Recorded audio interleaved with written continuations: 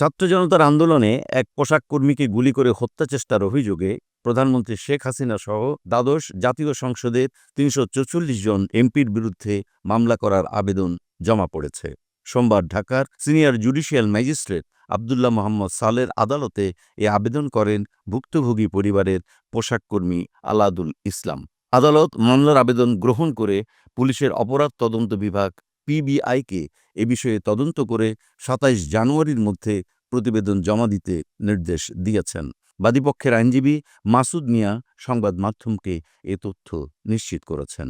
মামলার আবেদনে উল্লেখযোগ্য আসামিদের মধ্যে রয়েছেন প্রধানমন্ত্রী শেখ হাসিনার শিল্প ও বেসরকারি খাত বিষয়ক উপদেষ্টা সালমান এফ রহমান, সাবেক স্বরাষ্ট্রমন্ত্রী আসাদুজ্জামান খান কামাল, আওয়ামী লীগের সাধারণ সম্পাদক ওবায়দুল কাদের, সাবেক আইনমন্ত্রী আনিসুল হক, সাবেক পররাষ্ট্রমন্ত্রী হাসান মাহমুদ, সাবেক খাদ্যমন্ত্রী কামরুল ইসলাম, আইসিটি প্রতিমন্ত্রী জুনাইদ আহমেদ পলক, জাতীয় পার্টির চেয়ারম্যান জি এম কাদের, মহাসচিব মুজিবুল হক চুন্নু এবং পার্টির কো-চেয়ারম্যান আনিসুল ইসলাম মাহমুদ সহ আরও অনেকে।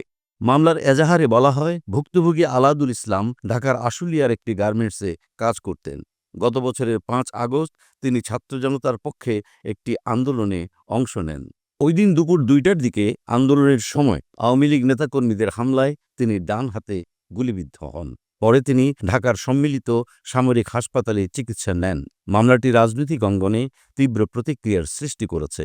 তবে আওয়ামী লীগ বা জাতীয় পার্টির পক্ষ থেকে এই বিষয়ে তাৎক্ষণিক কোনো মন্তব্য পাওয়া যায়নি। তদন্ত শেষে প্রতিবেদন জমা দিলে আদালতের পরবর্তী সিদ্ধান্ত জানা যাবে।